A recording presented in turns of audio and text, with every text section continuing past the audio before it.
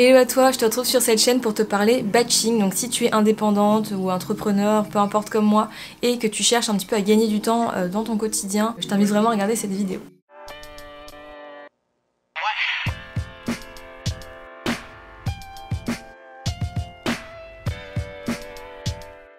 Alors aujourd'hui je vais te parler de batching parce que c'est vraiment un truc que je teste depuis plusieurs mois déjà et vraiment c'est une solution qui m'aide vraiment pour gagner du temps, de l'efficacité. C'est vraiment hyper important en plus quand on est entrepreneur d'essayer au maximum de s'améliorer par rapport à ces aspects là parce que on a énormément de choses à faire puisqu'on est un peu des couteaux suisses, on doit gérer l'administratif, les projets clients, notre contenu, etc. plein de choses.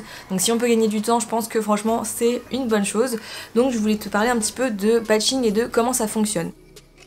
Qu'est-ce que c'est? Donc si tu cherches juste batching sur internet, tu vas trouver dosage parce que c'est le nom, mais si tu cherches juste le verbe batch, donc batch c'est regrouper, et donc si tu rajoutes ing, donc c'est le fait d'être en action, donc c'est un petit peu quand tu regroupes plusieurs tâches pour gagner en productivité. Donc c'est un petit peu l'opposé du multitasking, je sais pas si tu connais non plus, ça se trouve que tu connais pas, mais en gros le multitasking c'est plutôt quand on va avoir tendance à faire plein de petites tâches en même temps et avoir l'impression que du coup on fait plein de choses alors qu'au final ça nous prend beaucoup de temps de se concentrer sur une tâche et une autre en même temps, donc c'est un petit peu, enfin ça dépend des gens, il y a des gens qui aiment bien, moi je pense qu'au final j'ai toujours pensé que le multitasking c'était fait pour moi, mais au final je me perds à chaque fois, je suis le genre de personne qui va commencer à faire quelque chose puis penser à un autre truc et je me dis ok je vais le faire en même temps, je saute d'une tâche à une autre, au final je m'y retrouve pas du tout et j'ai pas avancé sur la tâche que je devais faire au début. Donc pour remédier à ça, je t'invite si t'es un petit peu pareil à tester le batching. Donc l'objectif ça va être de regrouper au même moment des tâches qui vont être similaires ou liées, un petit peu connectées. Je vais t'expliquer un petit peu tout ça. Mais par exemple, quelque chose que moi j'aimerais bien mettre en place et qui est un exemple assez commun pour le batching, c'est le batch cooking.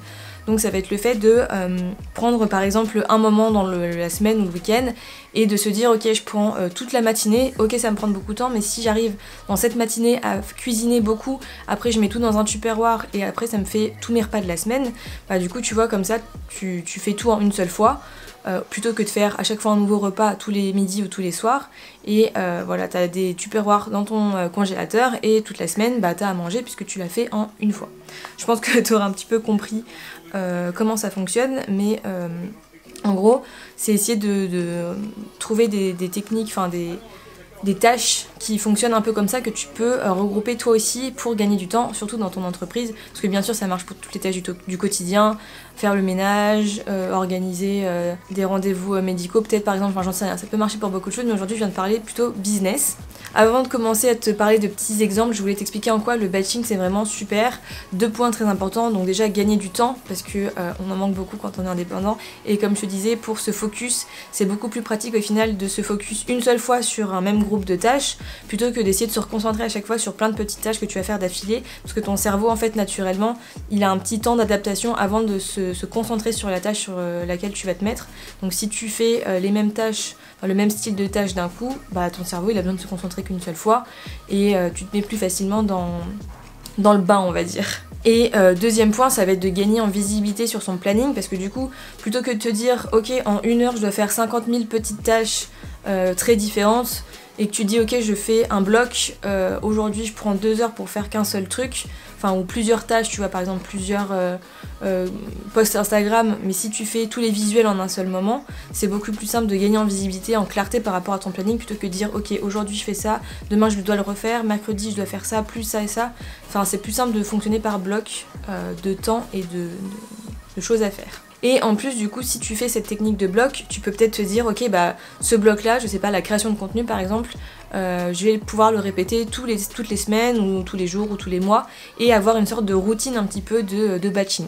Donc maintenant c'est parti pour parler d'exemples un peu plus concrets. Donc si t'es entrepreneur comme moi, indépendante, freelance, etc., il y a sûrement des choses qui vont être en commun, puisque vraiment le batching ça peut servir pour plein de choses. Ça peut partir du mon planning éditorial à mes projets clients, en passant par la création de contenu ou faire ma vaisselle. Bon ça c'est vraiment beaucoup plus aléatoire, mais voilà, c'est un petit peu l'organisation du quotidien. Et par exemple pour les articles de blog ou les posts Instagram, tout ce qui va être création de contenu, ça tu peux le batcher aussi. Par exemple concrètement pour les posts Instagram, je vais pas tous les jours me dire ok je dois créer le visuel, créer le texte, planifier le post, le jour même où je vais le poster à 18h. Non, je me dis ok je prends un temps en début de semaine, en début de mois, et je me dis ok bah aujourd'hui je vais prendre 1 heure pour faire tous les visuels de la semaine puisque j'aurai travaillé mon planning éditorial. Ensuite je vais prendre peut-être une autre heure un autre moment de la semaine et je vais rédiger tous mes textes, tous mes posts Instagram et les programmer, et ensuite bah, j'aurai juste à vérifier et ça sera bon pour tout le mois par exemple. Je sais qu'il y a des gens qui arrivent à programmer tout le mois d'un coup, c'est un peu mon objectif je t'avoue, mais voilà tu peux tout à fait faire ça plutôt que de perdre du temps tous les jours à réfléchir, à dire comment je vais organiser ça, etc. Essaye de le faire par semaine, voire par 2 semaines si tu y arrives, c'est top. Moi c'est ce que j'essaye un petit peu de faire quand j'y arrive, et le top du top si tu arrives à le faire par mois. Après ça dépend de ton activité, si tu as besoin de faire des visuels très complexes ou pas. Moi vu que parfois je fais des illustrations, des carousels, des trucs un peu plus longs à faire, c'est compliqué de le faire une seule fois au début du mois pour tout le mois, mais si tu y arrives franchement et que tu as un contenu assez simple à faire, profites-en. Ça fonctionne aussi pour les vidéos YouTube. Bah là par exemple tu vois je suis en train de te filmer cette vidéo et après je vais enchaîner en tourner une deuxième qui sortira un autre dimanche, mais du coup ça me permet de tout faire en même temps et j'aurai 2 vidéos prêtes en quelques heures. Donc ça marche très bien. C'est ce que j'ai fait par exemple aussi pour mes Instagram TV. Si tu me suis sur Instagram, je t'invite à regarder. J'avais fait le Happy Confine May, donc c'était juste quelques petites vidéos de quelques minutes tous les jours pendant le mois de mai sur Instagram. Et ce que j'avais fait, c'est que j'avais donc réfléchi à mes différentes thématiques, peut-être pendant 1 heure. Ensuite, j'avais fait un bloc de temps pour filmer les plans. Donc, par exemple, toutes les vidéos impaires, entre guillemets, les jours impairs avec un outfit. Donc j'ai enchaîné tout d'un coup. Au final, ça m'a pris peut-être 20 minutes, puisque c'était quelques minutes par vidéo. Et ensuite, j'ai enchaîné 20 autres minutes en changeant de vêtements pour les jours pairs. Et après, j'ai pris un bloc de temps pour faire le montage, un bloc de temps pour faire les petites miniatures sur InDesign ou sur, je sais plus, Illustrator, et ensuite un bloc de temps pour tout exporter. Mais au final, en quelques heures, j'avais tout fini et tout fait, plutôt que de me dire ok bah on est le jour J, je vais filmer, je vais faire le truc, etc. jour après jour. Non, autant gagner du temps et tout faire en une seule fois. Parce qu'il faut se le dire, si j'avais essayé de faire tout ça jour après jour, j'aurais perdu un temps monstre. À essayer de faire chaque étape tous les jours, ça m'aurait pris 1 heure ou 2 heures tous les jours pendant le mois de mai, du 1er au 11 jusqu'à la fin du confinement. Je pense que je serais devenue folle. Autre exemple un peu concret, je vais y arriver. Autre exemple un peu concret que je peux t'expliquer rapidement, ça va être donc comme je te parlais, le planning éditorial. Donc c'est un petit peu le calendrier de tout ton contenu, ta stratégie de contenu, et te dire ok tel jour je dois publier tel type de contenu, etc. Ça c'est quelque chose qui m'aide beaucoup dans la création de contenu, parce que j'ai besoin de m'organiser, de savoir pareil visuellement, avoir de la clarté, me dire ok je dois faire ça, ça va sortir tel jour, etc.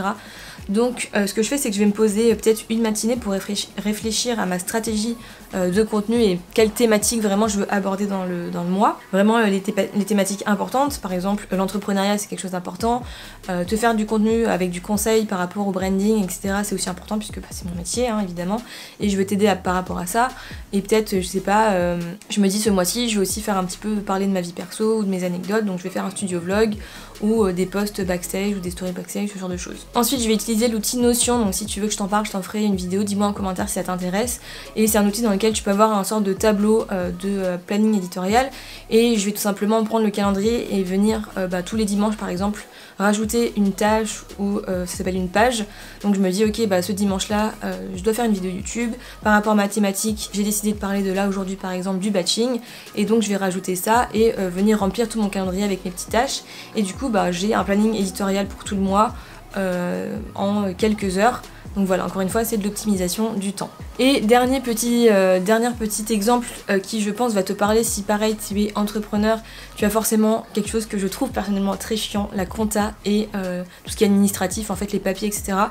Ça tu vois, par exemple, si tu payes, si tu as tes déclarations de cotisation tous les trimestres, peut-être que tu vas avoir tendance à faire ta compta régulièrement tous les jours ou toutes les semaines, donc en soi c'est bien, mais peut-être que tu peux dire ok tous les mois je me réserve un bloc de temps où vraiment je reprends tous mes papiers, je refais toute ma comptabilité, etc. Comme ça dans 3 mois je sais que tout sera prêt. Moi personnellement j'utilise l'outil Freebie. Si tu connais pas Freebie, c'est super pour les indépendants qui ont vraiment besoin qui sont nuls en compta et qui ont besoin d'un outil simple pour tout centraliser, les projets clients, les devis, les factures, voir un petit peu ses statistiques. Tu peux aussi te chronométrer pour savoir combien de temps tu as travaillé sur un projet, etc. Et tu peux aussi déclarer directement à l'URSSAF via la plateforme, donc c'est vraiment top. Je t'invite à tester si tu connais pas, il y a mon petit code promo à l'inscription si tu veux tester 2 mois gratuitement. Voilà, petite parenthèse. Si par exemple je me dis je vais faire 1 heure de compta à la fin du mois, je vais en profiter pour tout faire d'un coup, rajouter mes justificatifs, mes factures, lier mes clients avec mes rentrées d'argent, ce genre de choses, et comme ça j'aurais tout fait en une seule fois et je me prends plus la tête, plutôt que de regarder tous les jours, de perdre du temps, etc.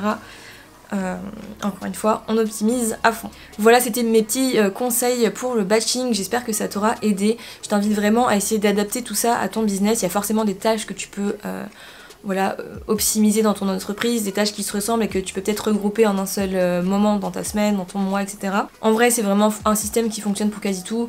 Peut-être la rédaction de page web, la rédaction Instagram, la préparation de colis, peut-être si t'es pas du tout en prestation de service, peut-être plutôt faire tous tes colis le mercredi de la semaine plutôt que tous les jours faire ça, prendre 1 heure pour faire ça.